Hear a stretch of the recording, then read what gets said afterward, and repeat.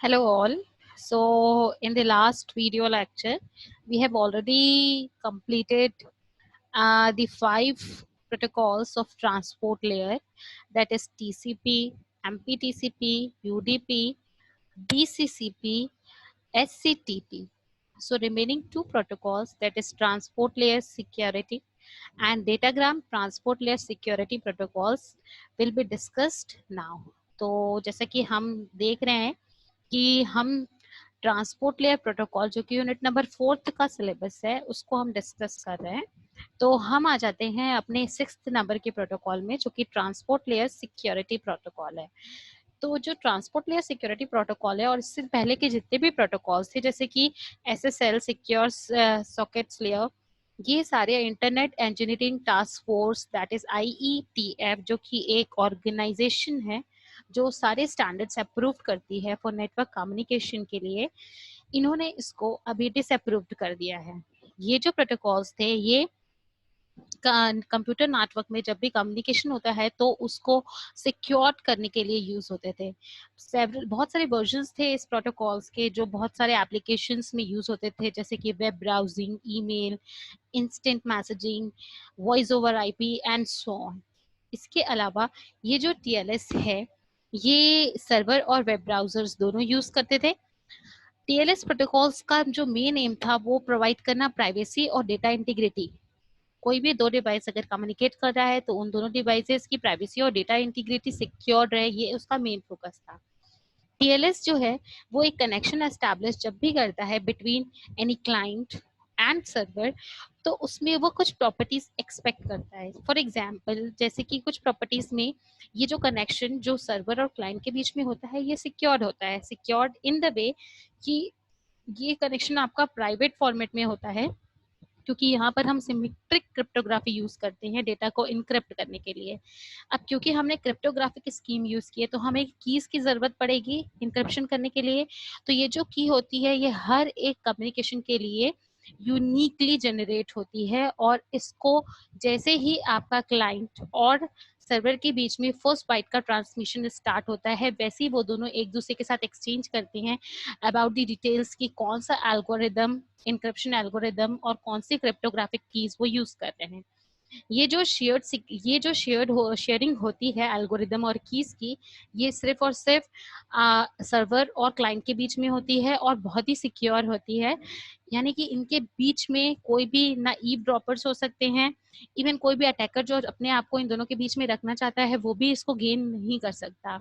And on the same way security के साथ साथ ये रिलायबल भी होती है, कोई भी इस कीज को फर्दर मॉडिफाई नहीं कर सकता। दैट मीन्स वो उसे डिटेक्ट भी नहीं कर सकता। उसके अलावा नेक्स्ट जो पॉइंट जो इस कम्युनिकेशन में होना चाहिए एंड दैट इज व्हाट, जो भी कम्युनिकेटिंग पार्टीज है उनकी ऑथेंटिसिटी हम चेक करते हैं bye the help of public की क्रिप्टोग्राफी। हालांकि ये ऑप्शनल है बट ऐसा रिक्वायर्ड है, ऐसा माना जाता है कि दोनों पार्टीज में से किसी एक पार्टी को ये जरूर करना चाहिए और मोस्टली सर्वर ये काम करता है।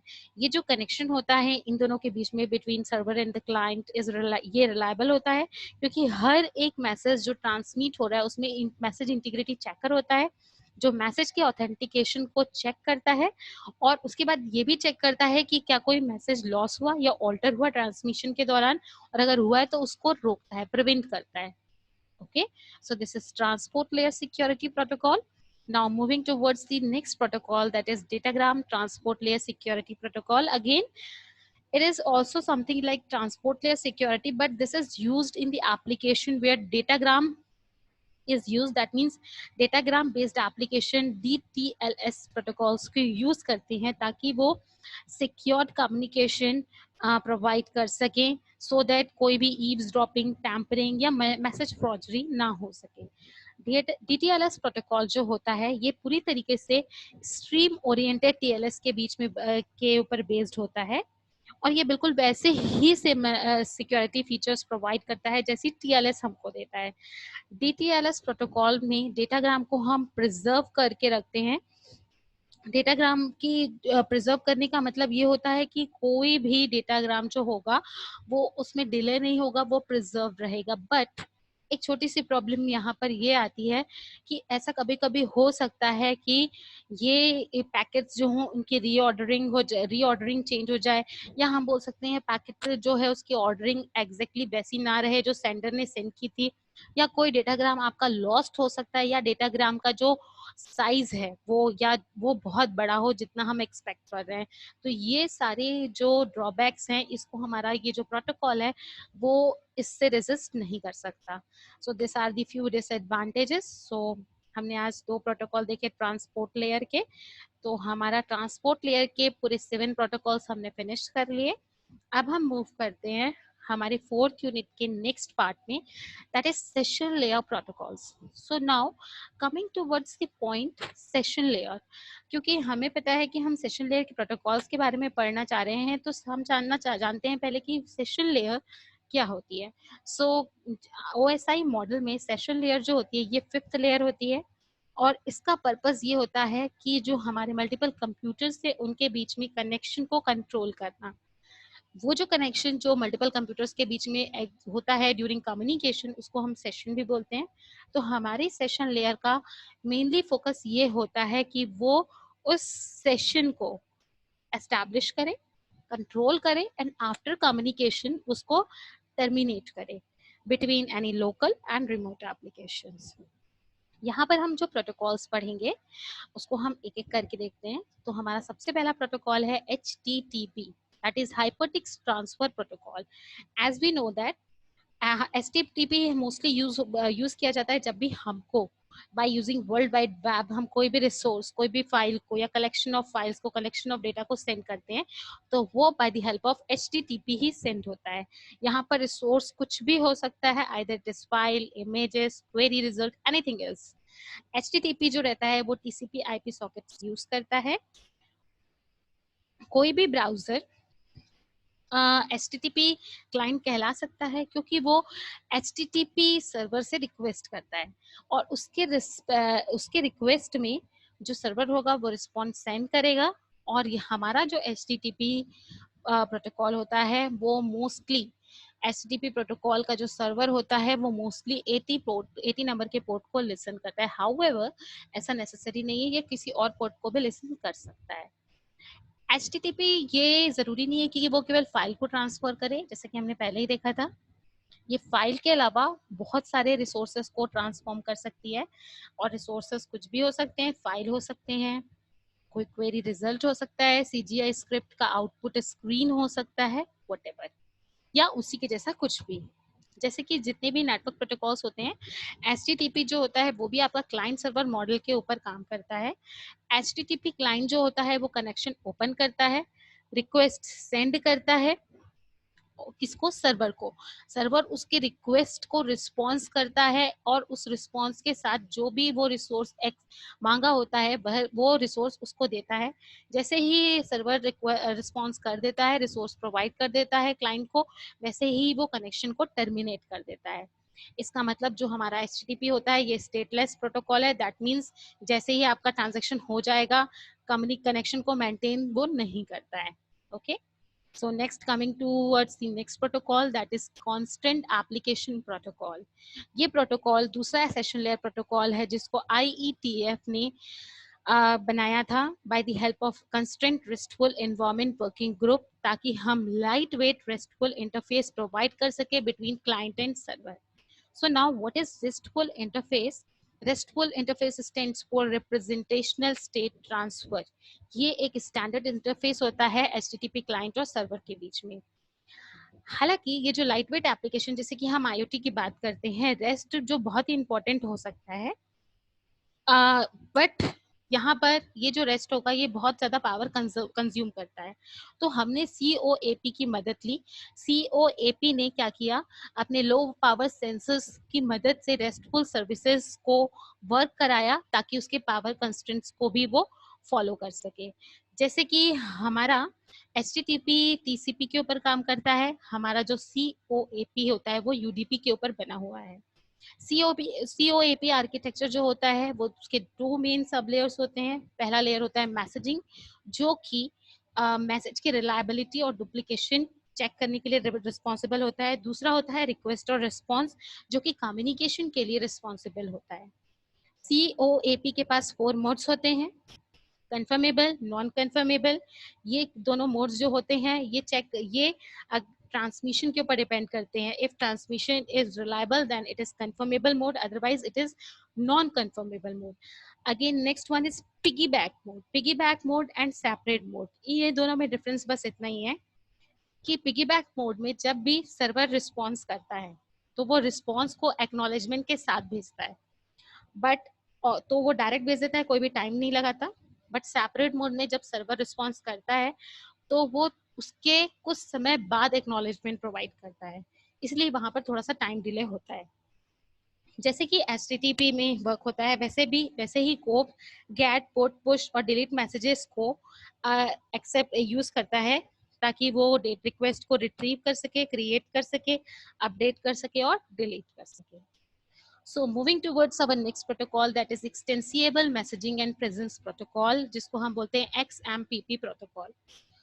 XMPP प्रोटोकॉल जो होता है ये अगेन एक मैसेजिंग प्रोटोकॉल है, जिसको हमने चैटिंग के लिए और मैसेज एक्सचेंज एप्लीकेशन के लिए डिजाइन किया था। इसको IEFT ने डिजाइन किया था बहुत सालों पहले, और इसीलिए ये बहुत ज्यादा नोन है all over the internet. Recently जितने भी IoT एप्लीकेशंस हैं वहां पर इसको रीयूज किया जा रहा है। इसको रीयूज करने का केवल एक यही वजह है कि ये XML को यूज करता है, और क्योंकि ये XML को यूज करता है तो ये इजिली एक्सटेंसिएबल होता है। XMPP दोनों तरीके के आर्किटेक्चर सपोर्ट करता है, publish, subscribe and request response. ये टोटली डिपेंड करता है कि जो एप्लीकेशन डेवलपर है वो इन दोनों में से कौन सा आर्किटेक्चर चूज करना चाहता है। ये मोस्टली नियर और रियल टाइम एप्लीकेशन के लिए एप्लीकेबल होता है, इसीलिए यहाँ पर लो लेटेंसी होती है स्मॉल मैसेजेस की। यहाँ पर आपको सर्विस की कोई भी गारंटी ये प्रोवाइड नहीं करता, इसीलिए एम टू एम कम्युनिकेशन के लिए ये प्रैक्टिकली पॉसिबल एप्लीकेबल नहीं है, ऐसा माना जाता है। और उसके अलावा एक इसके ड्रॉबैक ये हैं कि XML मैसेजेस जो होते हैं इसमें बहुत ज्यादा ओवरहेड होता है। इस क्यों क्यों क्यों होता है, क्योंकि यहाँ पर आपके पास बहुत सारे हेडर्स होते हैं और बहुत सारे फॉर्मेट्स होते हैं, जिसके कारण पावर कंजप्शन बहुत बढ़ जाता है, और हम तो चाहते ही हैं कि IoT application less power consume करे। इसलिए XMPP को बहुत ही रेयरली यूज किया जाता है, बट अभी IoT एप्लीकेशंस को सपोर्ट क्योंकि ये बहुत अच्छे से कर सकता है, इसीलिए आगे इसका एनहेंस्ड आर्किटेक्चर प्रोड्यूस करने की तरफ ध्यान दिया जा रहा है। Okay, so moving towards our next protocol, that is Message Queue Telemetry Transport, that is MQTT protocol. इस प्रोटोकॉल को IBM ने इंट्रोड्यूस किया था 1999 में, और ये जो आपका प्रोटोकॉल है इसको हमारे ओयोसिस ने 2013 में स्टैंडर्डाइज किया था। सो ओयोसिस जो है ये एक ऑर्गेनाइजेशन है जिसको हम बोलते हैं organization for the advancement of structured information standards. ये एक नॉन प्रॉफिट ग्लोबल कंसोर्टियम है जो कि जितनी भी ई बिजनेस स्टैंडर्ड्स डेवलप होते हैं उसको सपोर्ट करता है। तो इन्होंने इसको स्टैंडर्डाइज किया था MQTT को। इसको हमने इसलिए डिजाइन किया था ताकि ये जो भी कनेक्टिविटी है बिटवीन एप्लीकेशंस एंड नेटवर्क्स उनके बीच में एक पोर्टेबल कनेक्टिविटी प्रोवाइड कर सके। अगेन ये पब्लिश सब्सक्राइब आर्किटेक्चर फॉलो करता है, और मोस्टली इसके 3 कंपोनेंट होते हैं, जैसे कि आप देख रहे होंगे डायग्राम में नीचे फिगर है उसमें आपको दिख रहा है इसके 3 components, publisher, broker and subscriber. IoT point of view से देखें तो पब्लिशर क्या होता है, कोई भी एक लाइट वेट सेंसर होता है जो कोई भी डेटा प्रोड्यूस करने की कैपेबिलिटी रखता है, और इसको ये जो रहता है ये ब्रोकर से कनेक्ट होता है और ब्रोकर को डेटा सेंड करता है, और फिर उसके बाद वो वापस स्लिप मोड में चला जाता है ताकि हमारा पावर कंजप्शन कम हो। ऑन द अदर हैंड जो सब्सक्राइबर होता है ये कोई भी एक एप्लीकेशन होता है जो एक पर्टिकुलर टॉपिक पे इंटरेस्टेड होता है, और ये क्या करता है, ये ब्रोकर से कनेक्टेड रहता है, और जब भी इसके अकॉर्डिंगली इसके इंटरेस्ट का कोई भी इंफॉर्मेशन इसके अगर ब्रोकर के पास होता है तो ये ब्रोकर से उसको रिसीव करता है। ब्रोकर जो भी सेंसिटिव डेटा पब्लिशर से मिलता है उसको टॉपिक वाइज क्लासिफाई करता है और उसको सब्सक्राइबर को सेंड करता है अकॉर्डिंगली जिसको जिस टॉपिक में इंटरेस्ट हो। तो ये हमारा MQTT प्रोटोकॉल है। इसी का एक और प्रोटोकॉल है, that is advanced message queuing protocol, जिसको हम बोलते हैं AMQP प्रोटोकॉल। AMQP प्रोटोकॉल जो होता है ये दूसरा सेशन लेयर प्रोटोकॉल है। ये जो प्रोटोकॉल होता है अगेन इसको फाइनेंशियल इंडस्ट्रीज के लिए डिजाइन किया गया है। ये TCP के ऊपर काम करता है और ये पब्लिश सब्सक्राइब आर्किटेक्चर जैसा कि हमने MQTT में देखा था बिल्कुल उसी की तरह यूज करता है। सिर्फ एक डिफरेंस होता है, जैसे कि आप यहाँ पर देख रहे होंगे, इसके पास भी पब्लिशर है, सब्सक्राइबर है और ब्रोकर है। बट ब्रोकर जो है उसको हमने फर्दर डिवाइड किया है टू मेन कंपोनेंट्स में, जिसको हम बोलते हैं एक्सचेंज और दूसरा होता है आपका क्यू। एक्सचेंज जो रहता है उसकी रिस्पॉन्सिबिलिटी ये होती है कि वो पब्लिशर से सारे मैसेजेस को कलेक्ट करेगा। मैसेजेस मतलब जो सेंसर्स जो है वो जो भी प्रोवाइड करेगा उसको कलेक्ट करेगा, फिर उसको प्री डिफाइंड क्यूज में सेट करेगा ऑन द बेसिस ऑफ जो भी उनकी कंडीशंस या रोल्स होंगे उसके अकॉर्डिंगली। क्यूज का काम ये होता है, हर एक क्यूज को कोई ना कोई सब्सक्राइबर सब्सक्राइब करके रखता है और हमारे पास जो एक्सचेंज ने सारी इन्फॉर्मेशन क्यू के पास डाल दी होती है, सारे मैसेजेस।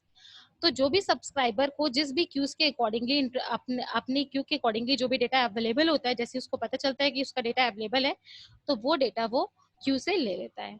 तो इस तरीके से हमारा AMQP प्रोटोकॉल वर्क करता है फॉर सेशन लेयर। तो यहाँ पर हमने सेशन लेयर के पांचों प्रोटोकॉल्स देख लिए। सो यहाँ पर हमारा सेशन लेयर भी कंप्लीट हुआ और इसके साथ साथ हमने यूनिट नंबर 4 जिसमें 2 टॉपिक्स थे, that is transport layer protocols and translation layer protocols, ये हमने कंप्लीट कर लिया। So thank you all, thanks for watching, good day.